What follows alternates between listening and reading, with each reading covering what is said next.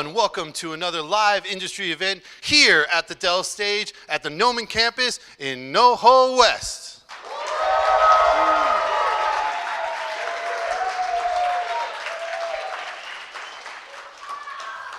That was really good. That was really, really good. Thank you all so much for joining us here tonight.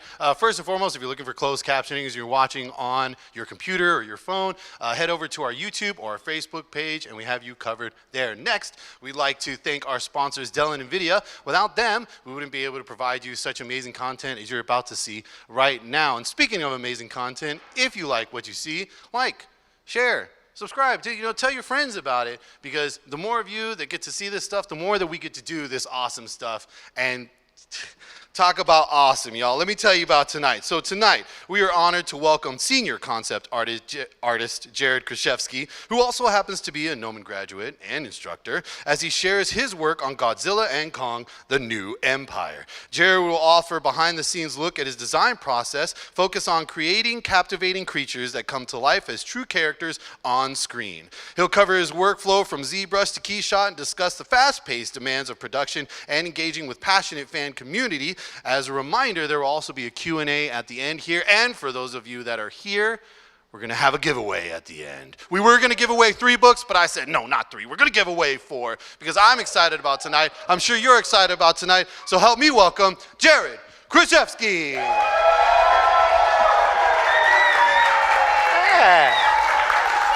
Yeah. Woo! Yeah. Oh, thank you. Hey, thank you. Hey, thank you guys. Hey. Thanks everyone for joining me for our little talk about the art of Godzilla x Kong. So my name is Jared Krichevsky. Like he said, I am a senior concept artist. I've been working in the industry for the last 14 years. And on top of that, I've been teaching here at Gnomon for the last 11 years. So, yeah, thank you. Yeah, right. And so it's nice to be here on the new Dell stage. It's pretty nice looking. And I'm excited to share the journey with you. So without further ado, I thought I would begin kind of before this. I thought I would preface with a little story.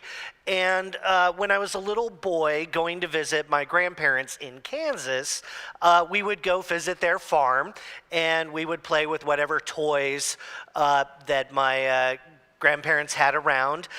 They didn't have a lot of cool stuff. It was like Lincoln Logs, and a few people know what Lincoln Logs are, but it was like Lincoln Logs and puzzles and little things like that. But they had one toy that all my cousins played with, and it was a Godzilla toy. And that was my first kind of interaction with Godzilla. And I wanted that toy so bad, and all my cousins wanted that toy, but when my grandparents finally decided to give it away, they gave it to me. So I still have it today. It's that totem right there. Yeah. Yeah, and that he's got the rocket hand that shoots off too. But yeah, to this day, I still have this Godzilla. It's kind of my lucky totem, and so from that point, as a very small kid, my grandparents and my mom and my dad, they always encouraged me to draw as a kid, and so I would go to my grandparents' house and draw all over their chalkboards and everything else that they would give me, and so Godzilla and I kind of go way back, and this was before I had ever seen a Godzilla movie or anything like that, so it was very, very cool, and it feels like kind of a full circle moment. So thank you, Grandma and Grandpa, for that. So yeah, let me give you a little on previously, and kind of go through what I've been up to. So my first kind of interaction with Godzilla came on a project called Ready Player One, where I designed Mechagodzilla for Ready Player One, and it was just a really awesome and super cool experience getting to work on that, and then of course seeing Godzilla kind of like in the final sequence of the movie. He steals the show, and it was really awesome. So designing Mechagodzilla was kind of like my first, dipping my toe into the franchise, and it was super cool. And then years later, I got the chance to work on Mechagodzilla again for Godzilla vs. Kong. And great movie, and again, Mechagodzilla kind of steals the show at the end. And so when they came to me and they said, "Jared, do you want to work on Mechagodzilla for this?" I was like, "Well, I already did one, right?" And they were like, "Yeah, do another." And it got through. It got through on the movie. So again, super exciting. I've gotten to work on movies like Transformers, Rise of the Beasts, Megan. Does anyone know Megan, the killer android? Okay, just checking. Feeling the temperature. There's another design I did for Megan. And we saw that. This is for a movie called Antlers, which was produced by Guillermo del Toro and directed by Scott Cooper. It's a great movie. It's on Disney Plus right now. You should check it out. This is a design for Megan's interior robot form. This is a movie that came out also this year called Night Swim. Fun and scary movie. Maybe spoilers ahead, I don't know. Go check it out. I worked on a movie called Guardians of the Galaxy. And Volume 3, and I got a few things through on that movie, but one I'm most proud of was the Orgo Sentry suit, which my brief on this was a sumo suit made of skin. Yeah, and we did lots of very disgusting versions, but what I really love is that they actually built these suits and had to build like about 50 of these suits that actors had to go and wear, and each one weighed about 75 pounds. So very, very exciting. Let's see. Also, let's get through the, my first kind of big project was designing Teenage Mutant Ninja Turtles, and the 2014 version. And now it's 10 years old. So, I mean, it's been around for a while. But again, another like bucket list dream project that I was very fortunate to get to be a part of and work with an amazing team. This is a Cheetor design that I did for Rise of the Beasts. Yeah, Cheetor. Another one, yeah. Trying to get the sense of scale. That. Worked on season 2 of Stranger Things. Working on on the evolution of Dart, which was their little like pet Demogorgon that they had. He's kind of cute. This year also I wrote a book. I wrote a children's book called Fernie Mert Bert. It's about a family restaurant that eats families. Yeah. So this was a bucket list project of mine, and it's available now on Amazon, so, go pick it up. I've been fortunate enough now to see Mechagodzilla in the DC universe, and he's a part of that limited crossover between Justice League and Godzilla and Kong. And Lex Luthor brings Mechagodzilla back, and he fights a giant back mech. So as a fan of all the DC properties, getting to see Mechagodzilla go and trounce on Batman is pretty sweet. All right. And some other films that I've worked on would be Pete's Dragon, where I designed Elliot the Dragon for that movie, sitting beside director David Lowery on that movie. And again, a really sweet film. And trying to imbue these creatures with character and emotion, and I'm going to talk a lot about that kind of in the process, is that it's kind of like casting in a way. Like we're trying to find a character, we're trying to find the shapes and personality that's going to come through in, hopefully across the screen. Worked on Pirates of the Caribbean, the fifth one, Dead Men Tell No Tales. This was designed for the mast that comes alive at the end of the movie, as well as Gods of Egypt. I don't know if it's kind of like a B-movie classic. Check it out. But lots of fun on, it's got giant snakes in it. It's rad, right? You can't go wrong.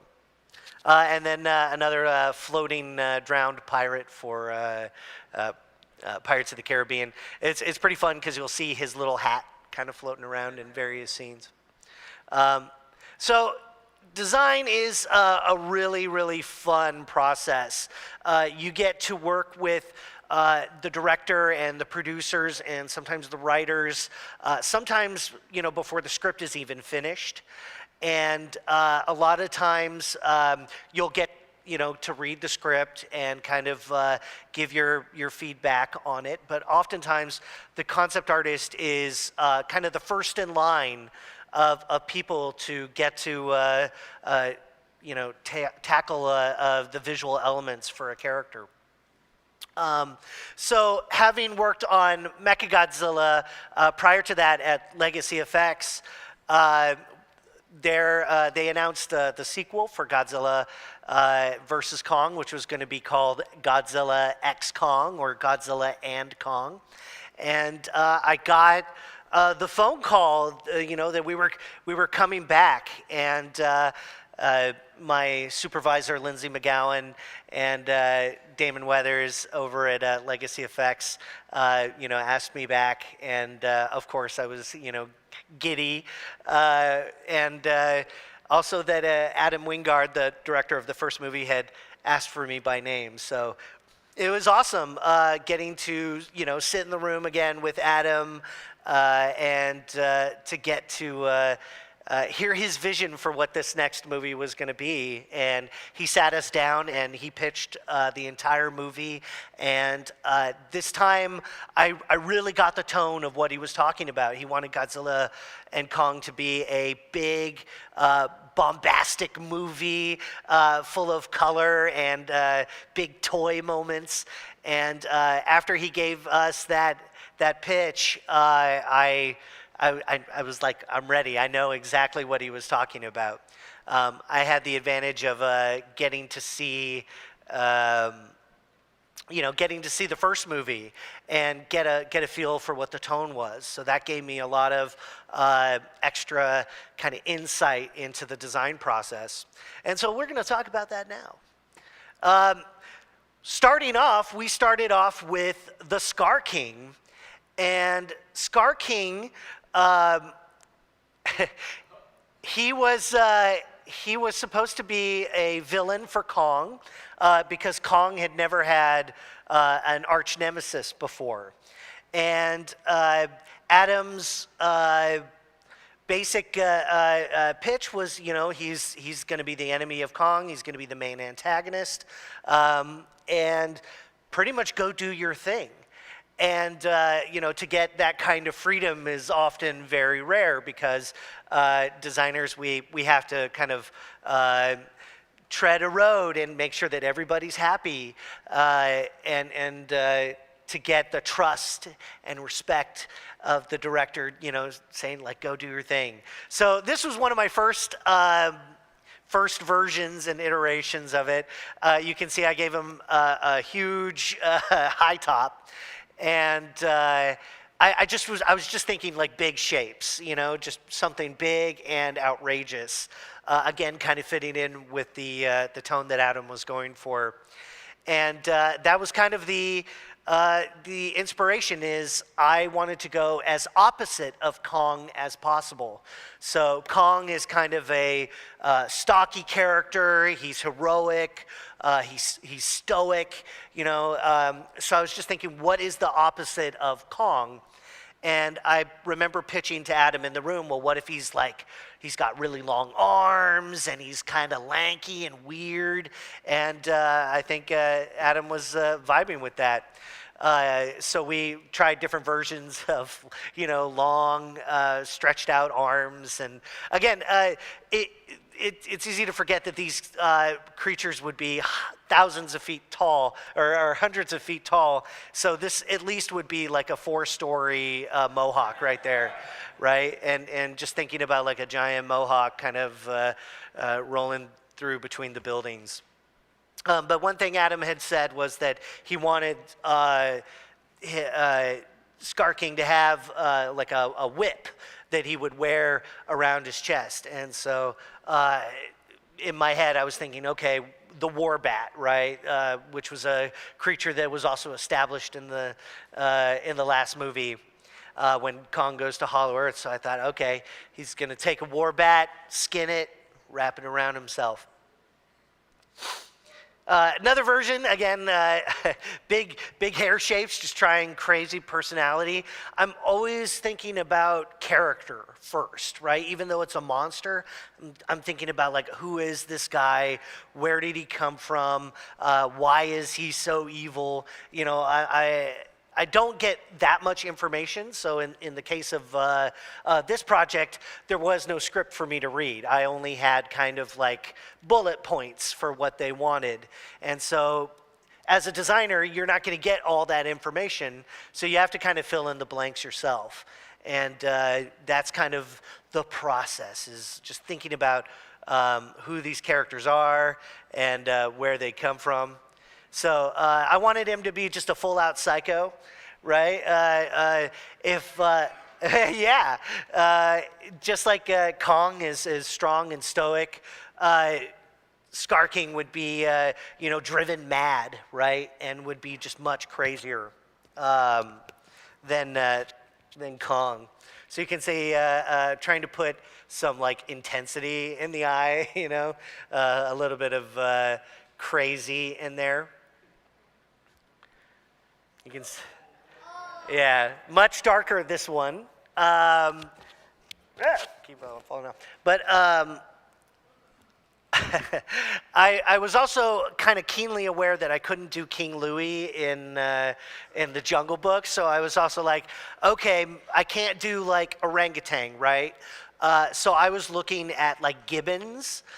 They have really long and weird skeletons. So I just thought that would be really, really cool. Also, like giving him something like tusks, just adding a little bit of extra monster in there. Here's another one. Little bit more of a bully, minimal hair, things like that. Again, I'm trying to think like who is this guy and what would scare Kong to work with, to face up against. So you can see just going through that process. Try, again, character, right? The window to the soul is in the eyes. Like, this guy's crazy. There you go. There's another one. Even worse, right? Even worse. And that's kind of part of the job, is I'm trying to push the boundary and see where the line is. And if they say like, oh no, that's too far, we can always pull back, right? But sometimes they'll tell you like, just go for it, just whatever's in your head, just let it out. So I guess this was what was in my head. And then now we're kind of closing in on the final version. So after the first meeting, Adam came in and he's like, we love it. And which was shocking to me, because you never hear like that the first iterations that you do are going to get picked.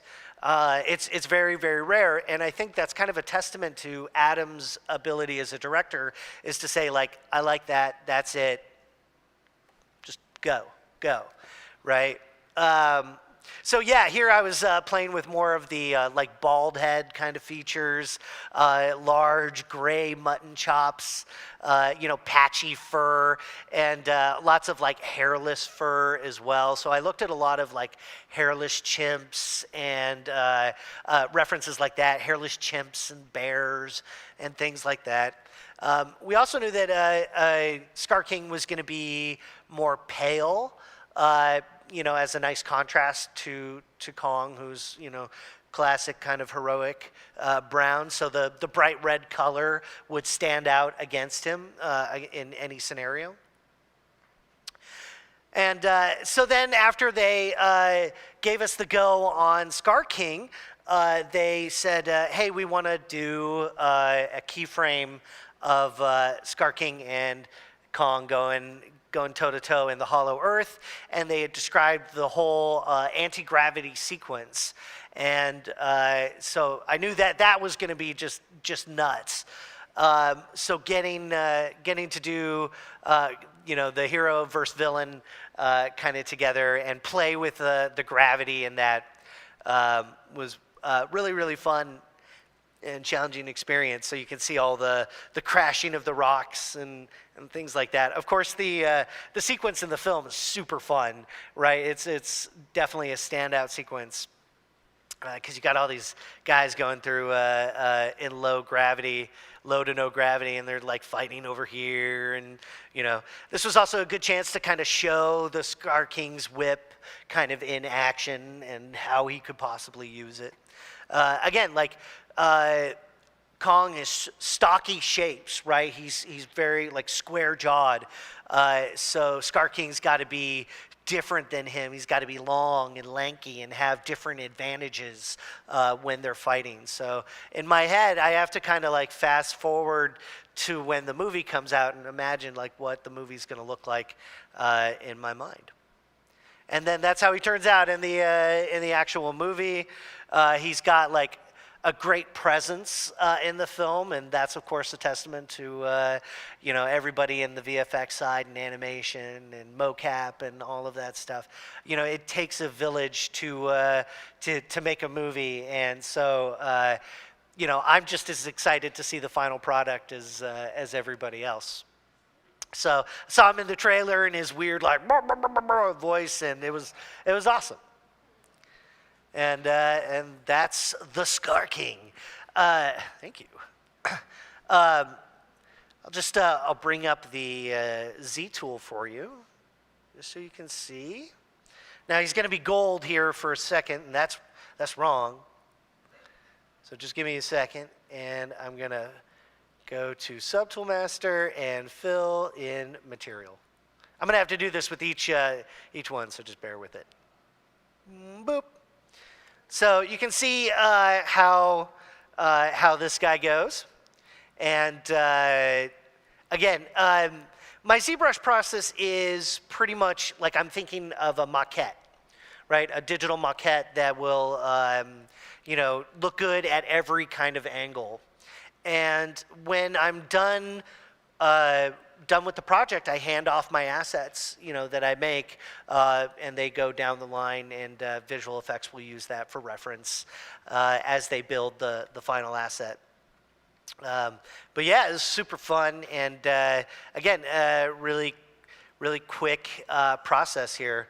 Not much to Scar King in that I already had a chimp base, so I just kind of pushed and pulled on him a little bit and would try different aesthetics. And there he is. He's all naked now. There we go. And yeah, so I will render this guy out using KeyShot, and then get a couple of renders out once I've done a lighting pass, and then I'll just paint over the final images to make it a little bit more visually appealing. So super fun. You can see there's a lot goes into it. All right. Down. Okay. So next up on the list of characters was Suko. And Suko I only knew that he was going to be like the son of Kong. I didn't really have much information kind of other than that. So I did know that Zuko was going to be kind of in the Scar King's army. That was about all I knew, and that he was going to befriend Kong in the movie. So the task was, doing a chimp character that would feel sympathetic, that would feel juvenile, and could possibly have a little bit of attitude as well. So I looked at lots of photos of like baby chimps and juvenile chimps, and the thing that kind of kept crossing my mind was how big the eyes were, and again making the eyes really big and readable and soulful. These creatures aren't really going to be like acting in that they're not like saying words, but that they are conveying emotions with their expressions. And so the eyes have to do so much work in these movies, and again like reading their body language as well. So he's not just a creature, he's not just some giant monster, but he's a character. There's a soul in there, and that's kind of what I'm looking to find when I go through this process. So I had him kind of standing in the shadow of the Scar King, right, as he's about to go do his bidding. This was another version, and pretty close to the final illustration. Again, like making the eyes really big and readable. It really adds a lot of character. He kind of has to be like worried all the time and stressed out, and so he, when he sees Kong, he's really confused by him.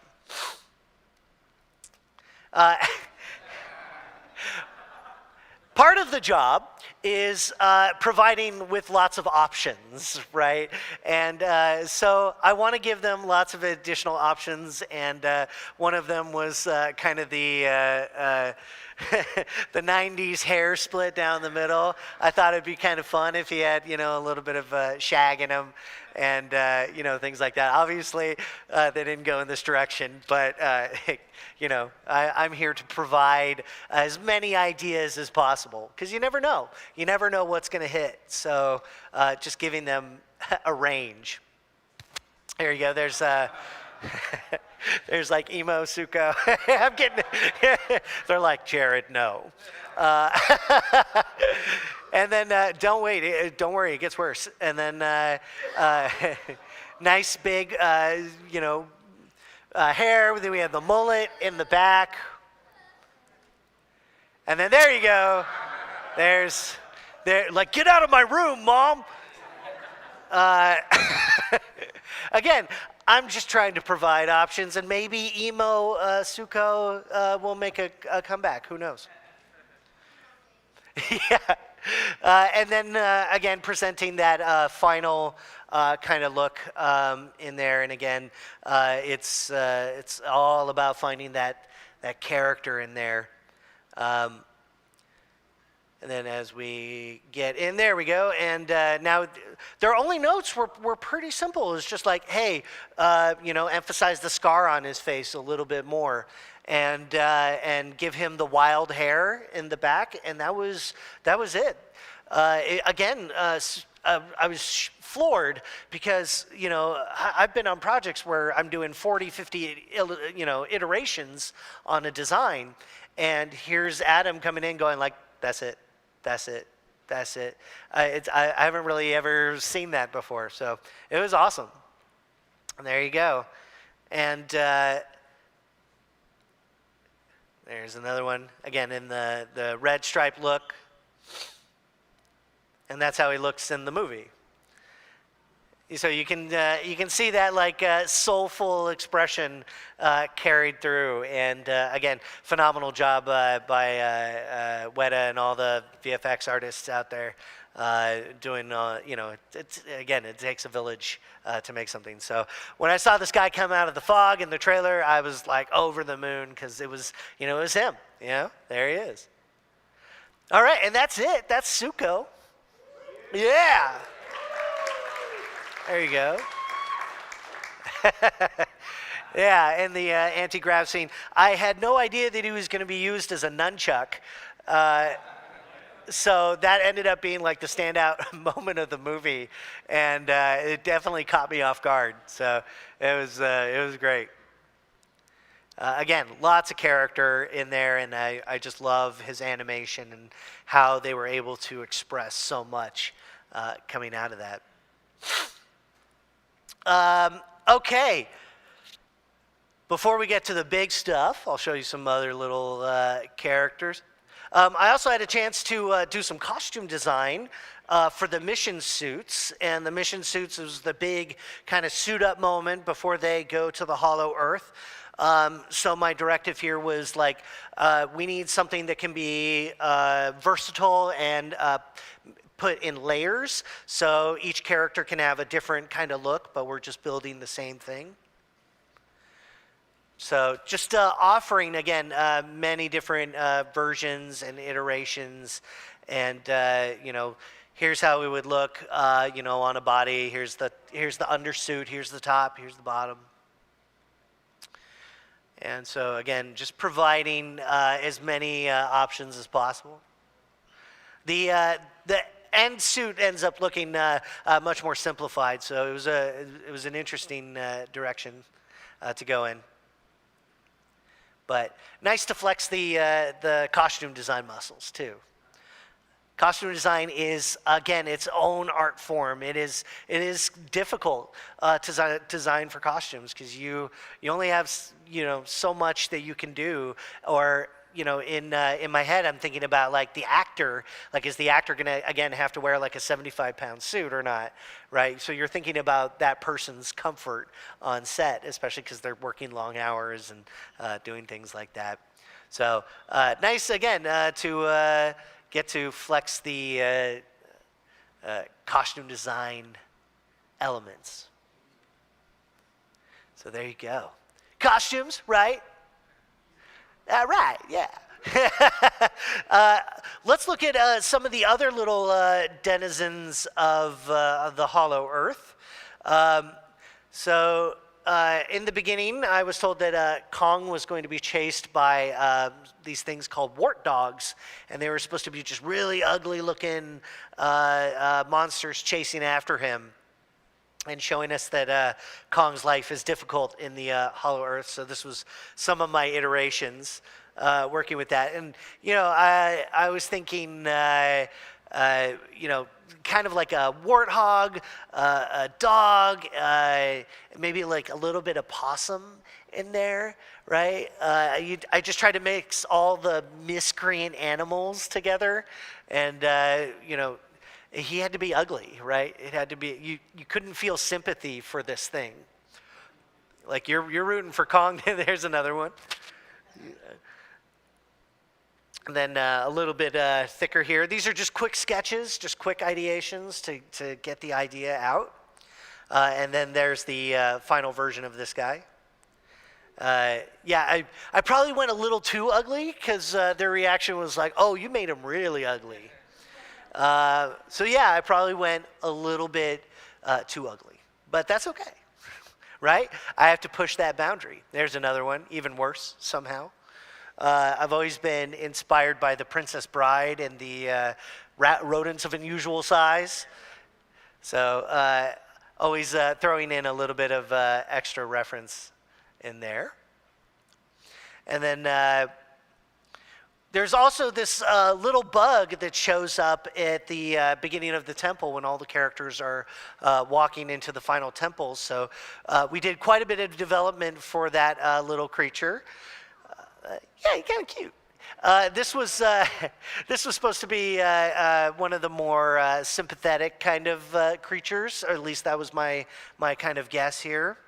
So you can see I was just playing with different kinds of shapes, more mantis kind of shapes, looking at little bugs everywhere, just to kind of like find inspiration.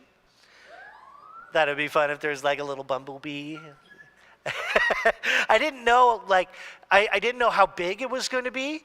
I thought, in the Hollow Earth, everything's huge, so clearly this would be a gigantic bumblebee. There's another one. Again, just trying as many interpretations as possible. And then some refined versions in ZBrush. So I thought a really long tail would be cool, and with like a little, firefly nightlight at the end.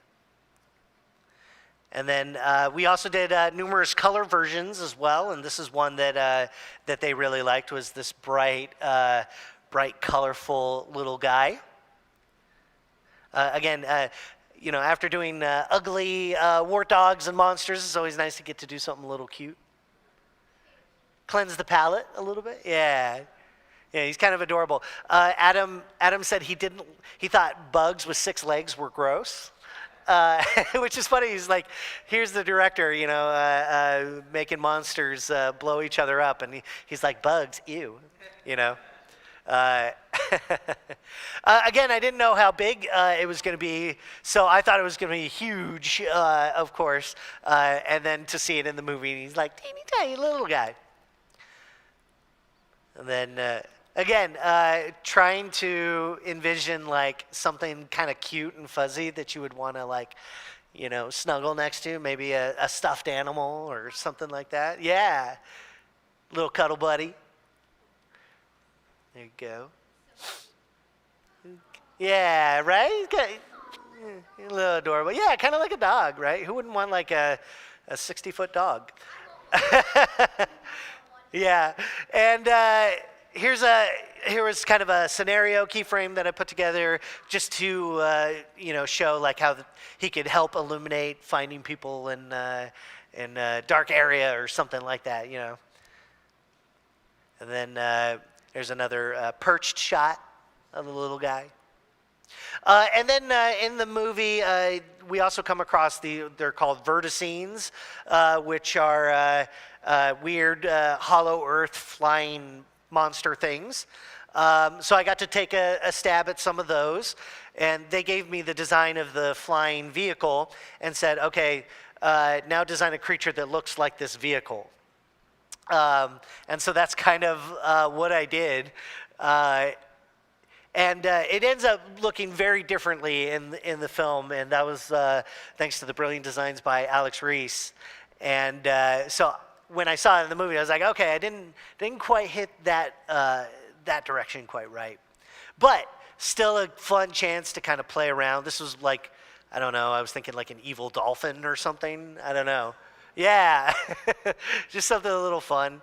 The vehicle made these like big trailing lights, and so I thought, oh, wouldn't it be cool if it was like a betta fish, and there were these big long fins that kind of trailed behind him. Again, like evil shark, I guess. Everything's kind of monsterfied in the Hollow Earth, so that was kind of my like go-to. Yeah, like he's got an eyeball right there. I don't know. These are all very fast and loose designs, just to get ideas out quickly. This was a sketch for the parrot frog that shows up at the beginning. Fun little character moment. This is another idea for the parrot frog. Just trying out different ideas and where the throat pouch could come from. And what nobody tells you kind of in design is in the process is kind of how exhausting it is to keep coming up with ideas, and you can get fatigued going through it because you're like oh man, how many more, how much is left, and you'll be surprised that like there's always something else, right? So if you keep digging, you'll find another idea out there. Again, here's another one, this time with like a large fin, and then like everything bloats up. This one's more of like a flamingo frog. Yeah, he's fun. He's really cute. And then here's like another one, more parrot, but then his neck pouch like inflates all the way around his head. I thought that would be really fun. And then, oh yeah, there we go. Back to our guy there. Again, kind of like a snuggly guy. And then this was my keyframe for the parrot frog.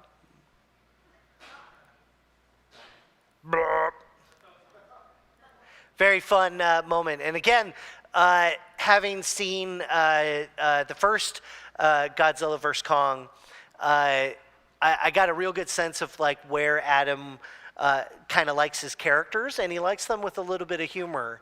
And the character that really became clear for me was Doug. When we saw Doug out there on the Hollow Earth, that yeah, you guys know Doug, right? Yeah, okay, all right, everyone know, all right. Whew. Anyway, once I saw Doug, I kind of like understood. I was like, there's Adam's sense of humor. And then here's this guy. So again, I was just thinking, how animals have display or threat patterns, on their body, and it would look like two giant Kong eyes, something like that. And there's another verticine. This is more like whale. He's kind of annoyed. He looks kind of like annoyed. And then more verticines. I did a lot of these. But again, like I'm just trying to shoot out as many ideas as I can. And then that was my final colored illustration for these guys. Just picking a few and going for it. And so that's all the little extra denizens of the Hollow Earth. All right, and now to the big guy. Let's go to the man himself, Big Godzilla. There we go. Yeah. So with Godzilla, obviously, when they told me I was going to be working on the Big G himself, you get excited and you can feel that bubble up, but then you go, oh my God, and the pressure like sinks on you as you kind of like realize that you're gonna have to do Godzilla. So in the meeting, they had really only said that this is going to be the next incarnation of Godzilla for this movie. It had to look like our MonsterVerse Godzilla, but also had to be a powered-up version of Godzilla. So what I did is I kind of went back and referenced, I went through all the old Godzilla movies from Toho, and I kind of looked at each of the Godzillas, and I settled on Millennium here from Godzilla 2000. And so some things that really stood out to me, one is this is one of my favorite Godzilla designs, but it was much more spiky and aggressive looking, as well as like he's got these purple fins on the back. And so in the room I had just pitched, what if he's shedding or molting, changing in some way. And this was the kind of first iterations that I came up with Godzilla Evolved. And really the thought process was like, again, I can't change Godzilla that much, but what can I do that's gonna be unique? And so he's powered up.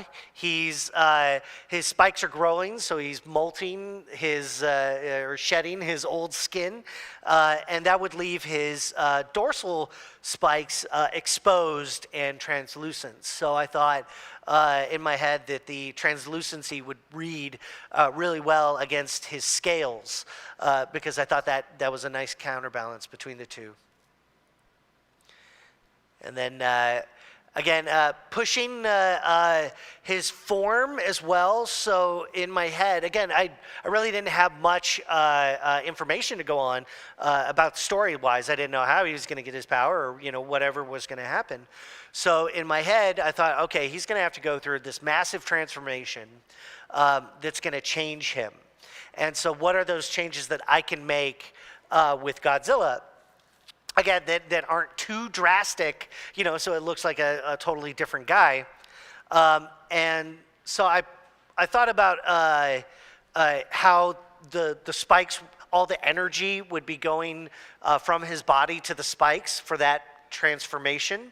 And the weight of that would force him to kind of hunch over a little bit more. So Godzilla, as we've seen him in the past, he's usually very upright and kind of walks like a dude in a suit, and we couldn't do the dude in a suit kind of thing. But I still wanted to kind of pay homage to that too. So this is Godzilla 2014, and I really didn't have, I needed something to call him, so I just said Godzilla evolved. And, I just typed that in there, and it stuck. It stuck all the way. So the changes I were making were, for his transformation, is that you can see his neck hunch was going to be much bigger and more prominent, as well as the massive power boost would boost all the spikes as well. It would, lengthen them up, beefing them up a little bit more. And then probably the most controversial decision that I made was tucking in the tummy a little bit. I got a lot of flack about tucking. They're like, we love a dad bod Godzilla, and I was like, I know, but I have to push it. And so in my head, I was just thinking, for the transformation, all of that mass that he's stored up has got to go somewhere. And it was just shifted to his back. And because it's shifted to his back, his spine would be more exaggerated. And again, that would force him to hunch over a little bit more. You can see them side by side. Some things that I also played with was just pushing, the spikes on him, the ridges and things like that, and just making those feel more prominent. Again, I'm looking at Godzilla 2000 for this, so he just had much more spikes and ridges all over the place. This was my notations that I, gave to production, and I can't always be there in the room to say, hey, what about this or this? So I need to kind of leave notations and give them, here's what I'm thinking. So, I talked about the prominent face and body spikes, the translucent barbed dorsal spikes, broader shoulders, a slightly greener hue, fresh from molting, longer arms, the stomach is tucked in, and longer, thinner legs. And to my surprise, they came back, and again, we're like, we love it. And it was like, whoa, that's fast. I thought I'd have to be paddling upstream a little bit longer on this because, it's Godzilla. But everything has to go through Toho as well. So it's a lot of people to please, kind of above the line. My audience is the director, but I'm also in my head thinking about marketing and toys and how it's going to look on screen, all those things. And so they came back and their only notes was, don't make the arms too long. That was it. Their reason is I get it. They don't want him to look too much like a human or anything like that. He's still the big Godzilla guy. So this was my first kind of illustration with that. And I was playing with more of the translucent kind of in the beard, in the spiky beards there. There you go. Really, I wanted him to be really aggressive as well. In addition to getting fueled up, he's got the rage, inside.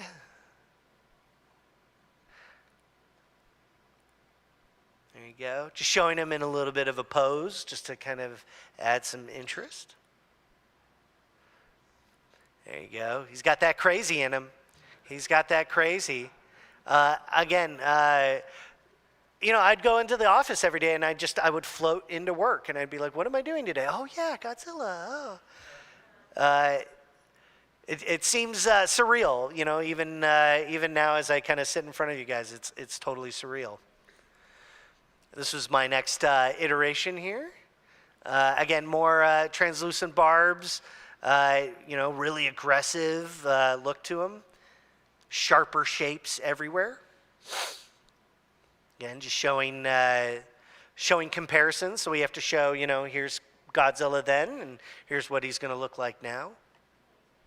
You can see he's just much more like hunched over, much more mass on the neck. There you go. Another daytime shot. And then I had to show kind of what he would look like at nighttime as well. So daylight, light is shining through those dorsal spikes, and then at night we would just see the hints of the color between it. The veins, yeah, exactly. And then another version where we get to see his glow. So some things I thought would be fun would be like the glow coming through the chest, all the spikes and the veins kind of popping out as well.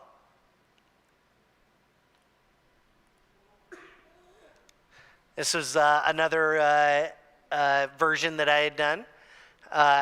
This is probably my favorite image of the bunch. I was actually watching Coco a lot, the Pixar movie. My kid was watching Coco on repeat, so I really love that movie because he just kept playing it over and over again. And watching Coco was pretty cool. And there's this beautiful tiger animal that's all kind of neon glowing, and I was just kind of like, I wonder if that would be kind of cool to put in there too. So there you go. Again, just showing as many views as possible. The last kind of additions from Adam were he wanted to see some elbow spikes, and he wanted me to add a Thagomizer at the end of the tail. That was really it from Adam. And again, I was kind of floored at how fast they were saying yes to stuff. Another, I just love doing as many of these as possible. Just always trying to get another one out. There we go. And let me tell you, it's so surreal to get to see these things. They put it on the toy art, the packaging, T-shirts. It's everywhere. It was just kind of like, oh my God, there it is. So let's. Let me hold on. Let me do this real quick. Hold. We got to get the VLC going. There we go.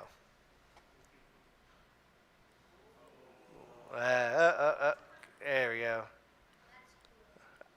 There we go. Again, let me see if I can loop it. Video. Can I loop? Loop? Ah, well. So always fun to get to play in 3D, and I just picked up some kit bash sets and just had them destroying a city. And it was just, again, trying to present things in 3D is always helpful for everybody. Everybody can look at every angle and really get excited by the whole thing. So it's fun to get to play. Again, I'm a little kid, playing with monsters, just for the movie this time. Just a blast. It's so much fun to do. Some additional.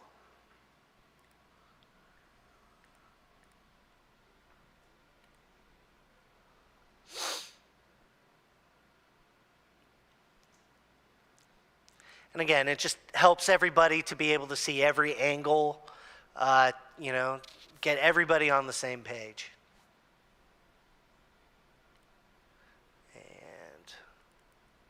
Almost there.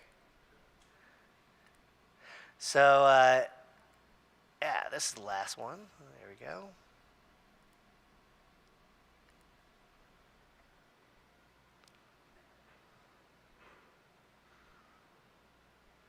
Again, I'm a little kid playing with toys all over again. And then I thought it'd be fun to show you. Guess not. Oops. We'll see. We'll see if it. Nope, didn't happen. All right. Well, we'll do. We'll open this guy up. There's the big A. Here's gold again. So let's. We're gonna go fill material. So this is what it looks like before I bring it into KeyShot. Just a little bit of poly paint here, and then that was it. Just ready to go. Again, I'm always kind of looking around and trying to find the best angle that I can, that's going to feel dramatic. Again, I'm playing with toys, and God, it's awesome, right? Okay, there we go. All right, and then we can see how he looked in the final movie. I was not responsible for the huge pink that they went with. I had kind of known that they were going to do. They had said reddish purple early on, and so in the trailer when I saw that he went pink, I was like, oh my God, they really went with it. And I thought it was a brilliant choice because, again, like it was everything that Adam had pitched us in the room. He knew it was going to be bold and, exciting and one of a kind. And I know it was a little controversial, but I think it was a brilliant choice, and it made him unique, and he's going to stand out. So again, getting to see big Godzilla, and he had all the things that were in there, the Spike's beard and the translucent barbs.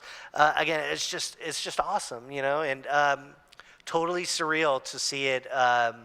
Show up on the screen. These are some of my favorite shots of the Big G in Egypt for that fight, and I really like these shots because you can really see how much spikier he got, how much more aggressive he got.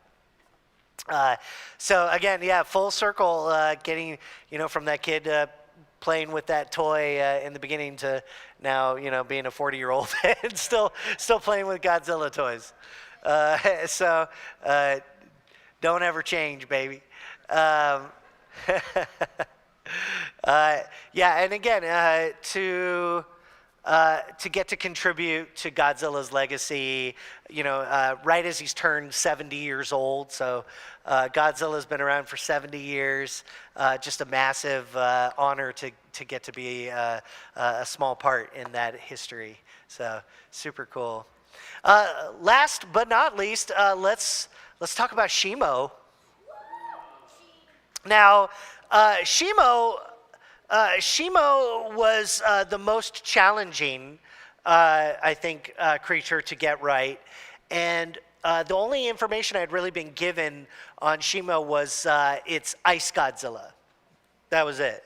I didn't know anything about the history or the background or anything like that. And so it was very challenging. And another artist, Simon Weber, brilliant artist and guy, he did some really excellent takes on this as well, where he did a very literal Ice Godzilla. And I had seen that, and I knew that I couldn't do that. So I began the process of trying to figure out like what an Ice Godzilla would look like. The only rules I was given is that Shimo was going to be on all fours, so quadrupedal, and that could possibly stand upright and be taller than Godzilla. So early versions, I knew I wasn't getting it right off the bat. It just didn't feel quite right to me. Playing with ice beams. So more dragon, I think, was my kind of initial process with this, and I just I was fighting it the whole way. So you can see like how he would, could possibly dominate Godzilla, because whenever you got a villain, the villain's got to be more powerful than the hero, right? Because it makes the obstacles stand out. So here's another version. And with Shimo, what I eventually kind of settled on was a combination of Komodo dragon and polar bear. Because I thought, ice dragon, who lives in the ice, right? Polar bears. And what's a really deadly animal? Komodo dragons. So why not, fuse those guys together? But I definitely felt like I was struggling to find the character in this. And then playing with the spikes and the scales, which had to be pearlescent. So there's another version. Again, you can kind of see the hints of like the ice spikes taking shape. But I still just knew it wasn't quite right. So I started playing with shapes. I figured, okay, we got to get the head right first, and then the body will follow. So I played, again, trying to think of opposite as Godzilla as possible. So I started thinking of like crocodilian shapes, right? A longer snout. Turtles, yeah. This guy's a little bit more like pit bull, bulldog.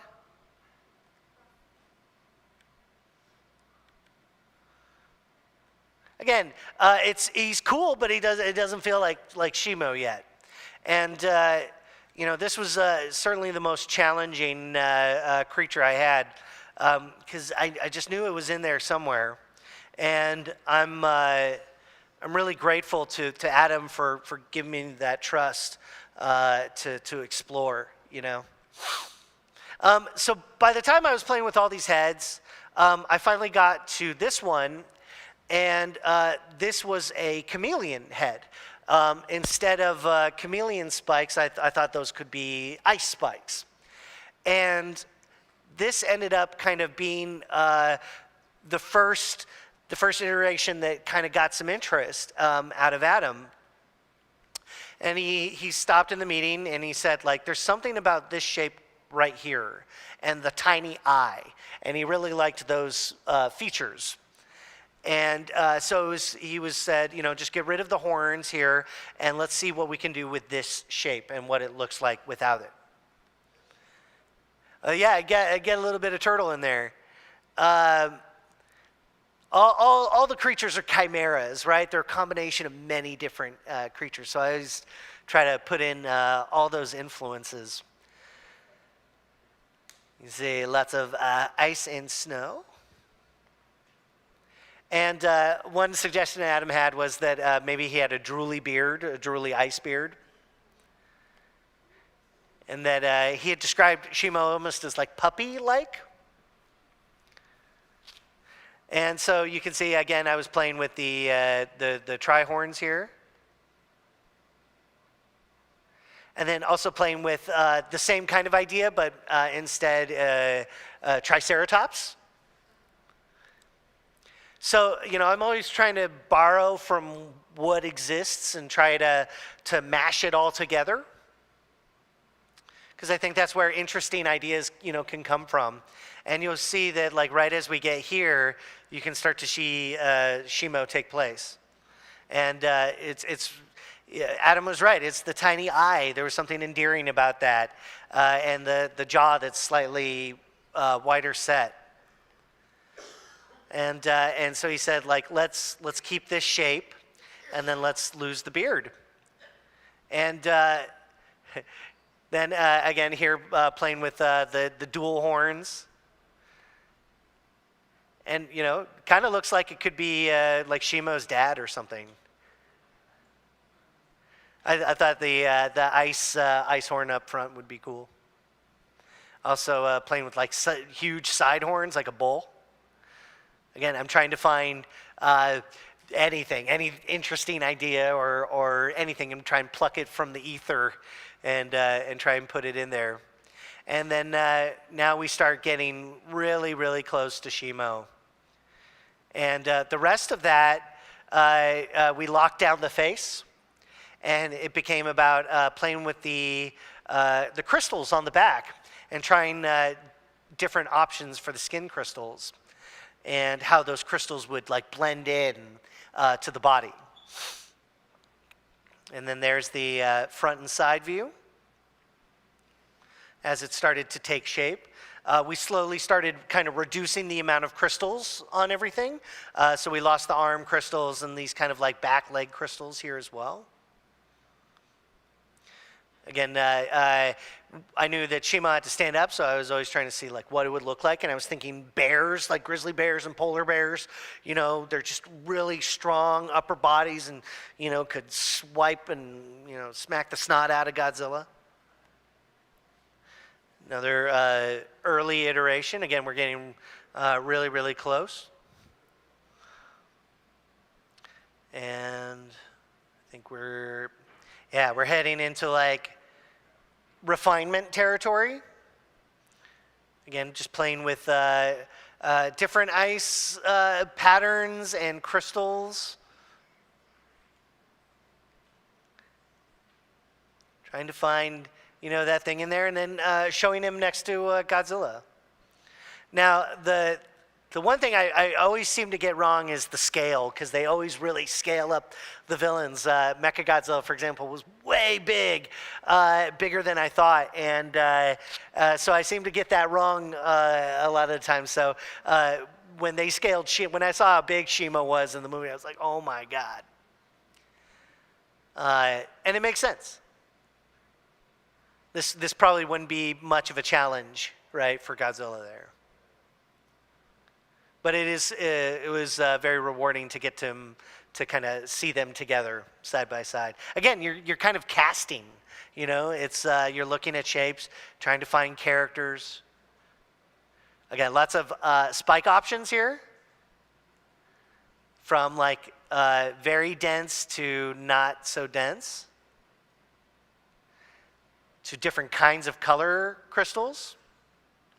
This is another version I really like, more like sparse crystals here, but I really dug this shape in the head here. Again, more crystals. I did a lot of crystals. See, again, just showing people as many options as possible. Here's one that I played with where I really pushed the shark in the face, because I thought, okay, well, I haven't done anything in a bit. Let's push the shark. And just to see, again, I have to push the boundary. And they said, no, go back to the other head. We really like that head. And so that's how I knew. You see, I was pushing the Mako shark, and they said, nope, we like the other shape. And they liked the darker crystals. We lost the crystals on the side here, on the body. And you can see this is kind of like where the final Shimo ends up. And again, I was trying to sneak little S shapes for Shimo, like in the nostrils. I always try to sneak as much of that like those little things as possible. We also knew that Shimo could be a possible relative to Godzilla as well. And then showing everybody, here's your character, and then standing up again in that big bear pose. It wasn't until I started, posing her up like this that I could see like quite a bit of menace and that character coming through. It's not until you pose the character that you really start to see that personality come out. And I really, really loved it. So I thought, we ended up in a really unique place by the end of it. And I'm really, really proud of how Shimo turned out. She looks great on the big screen. Not enough screen time, in my opinion, but she looks fantastic. And by the end, I really figured out the pipeline for the pearlescent look, and so getting that look right was really important for me. This is the kind of, again, big box stand-up. And then let me show you the goods.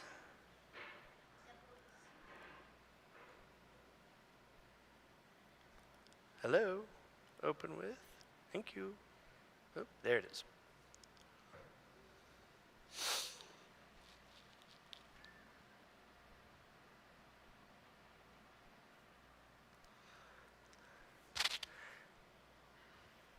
So again, Shimo was a real challenge to find the look. But after all that, I was really proud of how she turned out in the film. The one thing that really floored me in the movie was her sound design. The sound mixing on her roar was so unique. So yeah, getting to see her kind of come to life and all of that stuff. Funny story here is while we were working on the movie, someone had snapped a snapshot from Call of Duty. So they were doing this Call of Duty Godzilla and Kong crossover. And so someone, Mike's Monsters, he snapped this in a cave somewhere and shared it on the internet. And I'm literally working on Shimo as he's sharing this on the internet. And I had no idea they were going to do this. And so I actually went into a meeting and I showed it to Adam. And I was like, yo, we were still working on it. We're still working and finalizing the design. And I go, hey, did you know about this? And he goes, oh, wow. They put it in there, huh? And I went, yeah, they must like it. So somehow one of my images must have made it through the pipeline somewhere, and they slapped a graphic on in a Call of Duty game as a teaser for the movie. So imagine my surprise of getting to see this out on the internet as I'm working on the movie, and I can't say a word. Right? I can't say a word. I would get in so much trouble. So now I can finally talk about it. But it was pretty cool. I'm like, you know about this? So there you go. That was Shimo. Thank you guys.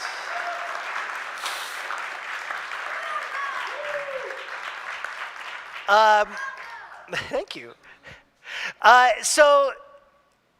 Some cool things kind of came out of the experience in working on a movie like this, and I thought I would share a little bit of that with you, and then we'll go off to Q&A. But some of the really cool things that I got to experience kind of as this movie is coming out, knowing everything that I'd worked on it and waited for years with my mouth shut, because this is a very big secret to keep for a very long time. So here's some things that I like seeing is Number one, memes. I just could not get enough of the memes. I filled up my hard drive with like every meme that I could find. So if you made a dumb Godzilla meme, you know, it's on my hard drive somewhere. Seen toy shelves filled to the brim, and to see my art on the box. A long time kind of dream as a kid. When the toys were coming out, I grabbed my son and we ran to Target and like we're sprinting to the back in the toy section, and when we saw that they had them, we bought out that whole section, and it was just the best day ever. So just getting to play with that again, like you can see, there's Shimo. I mean, and it's 1-to-1. You got Doug and Suko, Scar King, and then Godzilla Evolved. It was all there. I don't know if you guys saw the toy commercial that they put out for it, but it was brilliant. Total 90s vibe. And so getting to see that was really cool. Again,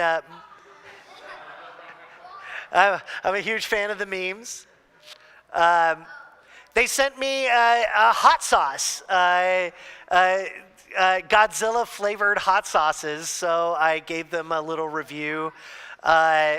Of all the hot sauces, the hottest by far is the Godzilla hot sauce, and the tastiest is the Shimo sauce. So, yeah, that was like pineapple habanero, so great on a pizza. Really, really good.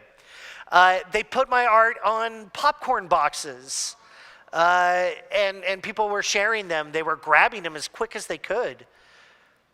There it is on popcorn buckets. You know, big billboards in New York. Can't get much bigger than that. Right, there's Godzilla, you know, taking over. Over in Hollywood, they had this light up Godzilla sign, which would light up at night, and you could see the glow over this very famous spot as you're driving in on the 101. And it's just, I would drive, you know, this is still when Gnomon was in West Hollywood, and we'd drive by and I'd look and I'd be like, there you are, and things like that. So I was very sad when they took it down. So I had to run to the nearest bus stop because I saw a poster there. So I had to go run over and take a picture with it. There he is again. And then I got invited to the premiere, the big premiere of the movie, and it was crazy awesome. And you can see in the back, they literally had an entire stack of Godzilla toys, and I had brought my own with me from home, and they were like, "Hey, did you take that off the shelf?" I was like, "This is mine." What a blast, though, and just such a cool experience. You know, the excitement, and you know, you can see me repping the pink in there. Just a blast. There's Seth Green was randomly there. I was a big fan of his, so I kind of geeked out. And then getting to see the movie itself with a very rowdy crowd that was so exciting. You know, the first movie I ever saw at Grauman's Chinese was Episode 1 of Star Wars, and to get to go sit in a movie that I worked on and on the premiere in Grauman's Chinese, you know, I could feel that history weighing on me. And then you could see it all over in movie posters. It was everywhere. Yeah, it's just so awesome. You know, I got 3 out of 4, right, on the screen there. So it was just, again, very crazy. It got an A- cinema score. It was really well received by audiences. It became the highest grossing MonsterVerse movie. I had the chance also to go see the movie with all of my Gnomon students. So they bought out the theater and got to sit with all my Gnomon students. You know, many who had taken my class, and I've got to watch grow as artists themselves. just again, one of the highlights for me is just sharing that joy and knowledge in the experience, and then watching it eventually come to streaming. There's Adam, the director of Godzilla X Kong. He's very tall. He's very, very tall, and you can see me like craning up to look at him. So we had, he was so nice, and he's just been my champion. So I'm just eternally grateful to Adam for that experience. This is my mom.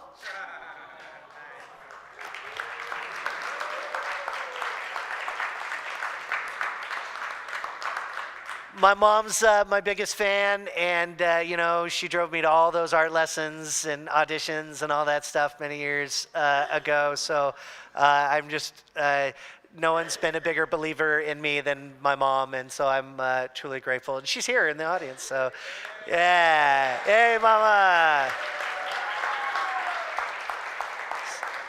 So to all you mamas out there, you're doing good work. And then seeing it on IMAX, and it made Godzilla dollars. Again, amazing experience.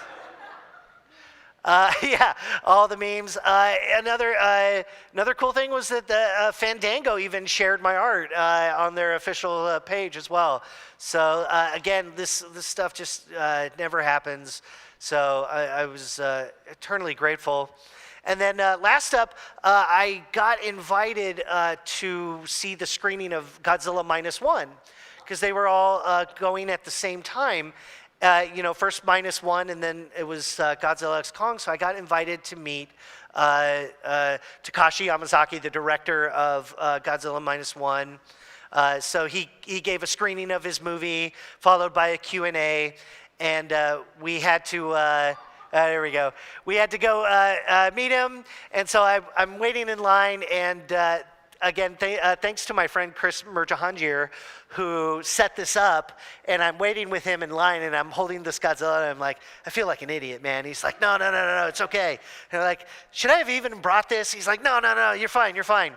So, he had a big line of people waiting, so we waited, and I got to go up and show him some Godzilla concept art. So that's his reaction right there. I was a massive fan of -1. It's a beautiful movie, a perfect kind of counter-programming to Godzilla X Kong. And so I presented him with a Godzilla Evolved. And just an honor to meet the man. And I told him, he'd shared a story about how Spielberg was his director that made him want to get into directing. So I told him, you're my Spielberg. And he got a laugh out of that. So again, just awesome experience. And then it got turned into a meme.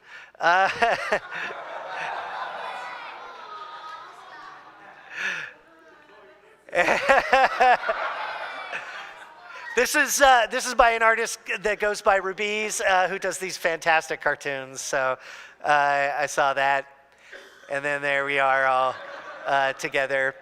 He later had to redraw it because Godzilla -1 had just won the Oscar for Best VFX. So it was pretty rad.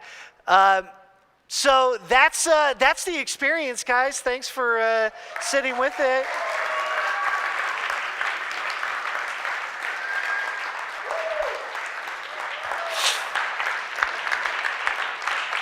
All right. So we're going to move on to our Q&A portion of the show. So in case you haven't participated or been a part of this before, what you do is you'll raise your hand. And generally what happens is a lot of people raise their hand. I then keep a mental cue, and then I will come at you with this very normal looking mic that looks just like a microphone and nothing else. So we got one question here. So if you have any questions, you can raise your hand right now. Great. So we'll do 1, 2, 3, 4, 5, 6, 7, 8. And we'll cap it there. How's that sound, Jared? That's good. All right, cool. Number 1, hey, how you doing? Hello. Woo. Hi. Hi. Thank you for the talk. It's really so cute seeing how you're so very proud. So it's very inspiring. So as you're looking back through all these, and it's probably been quite a while, is there any particular part you're like, I hated doing that part, but it came out so well? No part that I hated, because like, it's a dream project. So just every day is awesome. The challenges that you face in designing are minimal to the joy that you're experiencing in it. So I think the hardest part for me was just Shimo and getting Shimo right. I think another hard part is this is just on the personal side, but just like reading reactions. Because once something's out there, it's out there, and everybody has an opinion on it. So it became really essential for me to protect my mind and make sure that I was like, okay, that's just his opinion. For every negative comment you get thousands of positive comments and things like that. So maybe that was the hardest part. Is that, yeah. How tall is Doug? How tall is what? Doug. Doug? Really big. I mean, like, he would have to be a good couple 100 feet, right? Like 200 feet tall? I mean, he's on all fours. 100 feet tall? 300 feet? See, we got an expert. I love it. I'd like to say thank you for your presentation, sir. One of the main questions that I have throughout this whole presentation is that when you're going through the design process of these characters, you mentioned of how you have you're trying to go for this wide blanket of in a sense critics, you're trying to go for people for the VFX, the animation, and for also Toho itself, which is the copyright holder of Godzilla. Yeah. So is there any particular department that you focus particularly on pleasing or something like that, when it comes to animation, you make your character designs a bit more simple-ish or a bit more complicated to give them either a challenge or an ease of their work, or how does that work? So really my audience, I have an audience of one, and that's the director, right? That's the person who is the decider. And so first and foremost, the director, because it's their vision, and I'm here to help them accomplish that vision. So making sure that they're happy is number one. And then number two is me, the fan, because it's got to be something that I want to see in there too.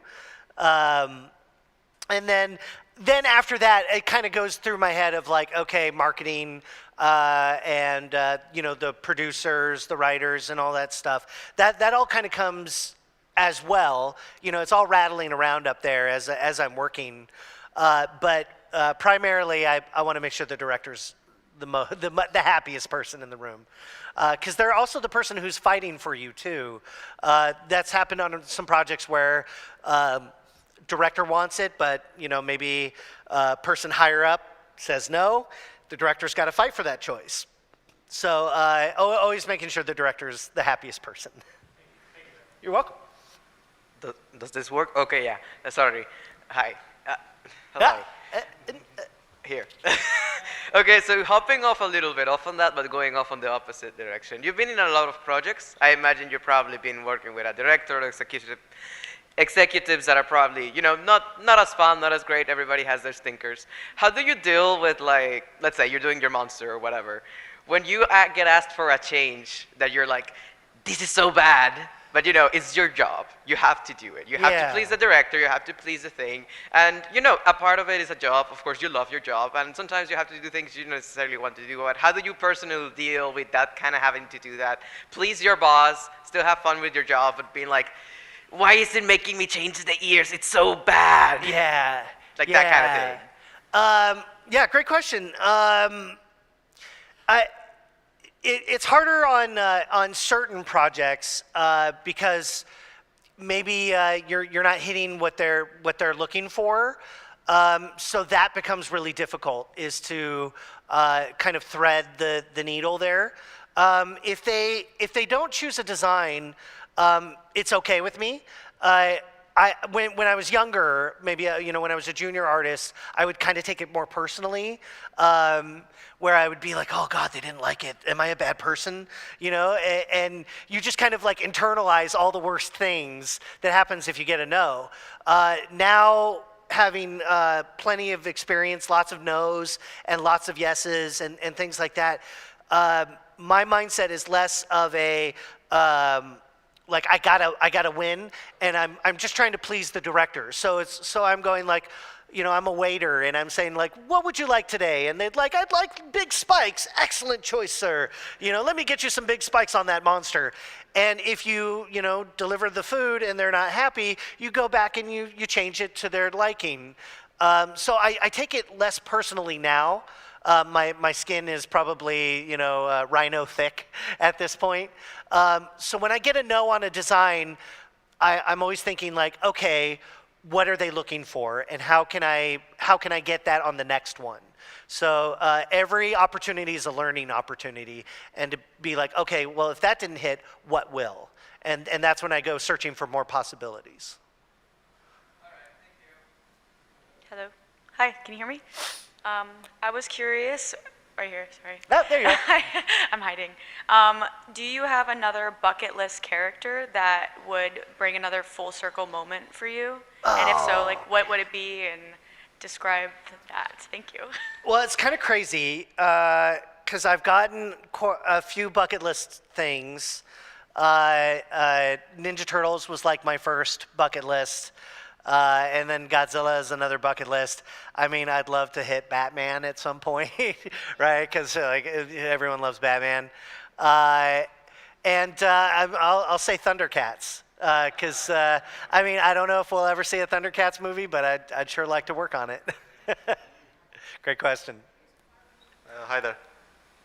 So I was wondering, this is more of a design question, but I was kind of curious. So when you were talking about Godzilla and his dad bod, I was kind of thinking about just how, if you have something that you wanted to like push more, would it be good to like exaggerate it? So that way, even if he doesn't like it, you can tone it down a little bit, and then it'll still be like a compromise to what you have and what they wanted. Yeah, sometimes like, well, once they kind of like hone in on something, I'll give them like a range. So they'll say like, okay, push the spikes this far. Let's try this. It's all about experimentation, and you know, sometimes they have like, someone else wants to see something, so I got to make sure that I'm putting out images for them too. So you know, iteration is always going to be a part of the process, and changes as well, and just being able to be quick and adaptable to anything that they need. Everything I do has to be on the page. Because you know, I'm often not there to defend the work or explain it, and most of the time they're looking at it on their phone, right? So I have every intention that I have has to be put on the page, and make sure that like that they can read it, and things like that. Hopefully that answers your question. Okay, cool. Hi, my name is Shaquita. My company is Shiro Comics, so I create characters. So I'm really into licensing and like the picture you showed with all of the Godzillas in the store. Yeah. Like, do you get any type of compensation on the back end? Oh, no. No. Okay. No, unfortunately, I do not. I don't get anything. Like, I have to beg on social media for the toys and stuff. I'm like, please send me toys. So no, I don't get anything like that. Usually, that's the producers in the studios who get all that stuff. So. Do I just? Hi. I have two questions. One of them is really short.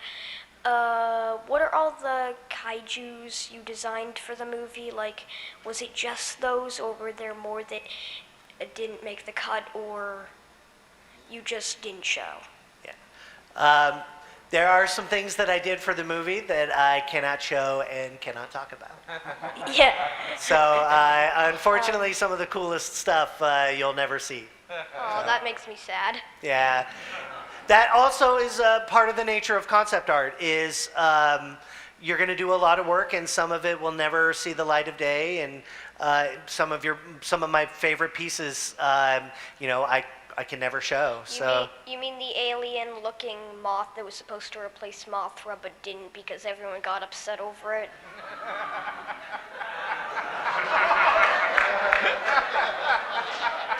I'm not joking. That was an actual concept. You that got are an rejected. expert. I am not allowed to talk about that. Yeah. What was like? Why did you pick a frog for the frog? I forget what it's called. The parrot frog? Yeah. There are a lot of frogs you could choose from. I think it's funny how long its arms are. It's very funny. So the parrot frog came from the story and the writers, and you know they ask you to like take a stab at a version, and so you saw all the silly ones that I did. So you know they'll tell you like, okay, here's the creature and it does this in the story, and that's it. And with very little information, you have to extrapolate and come up with something that would be like really fun to do. So I really liked how the parrot frog came out in the end. Great questions. Awesome. Well, thank you all so much for coming, and give it up one more time for Jared Krichevsky.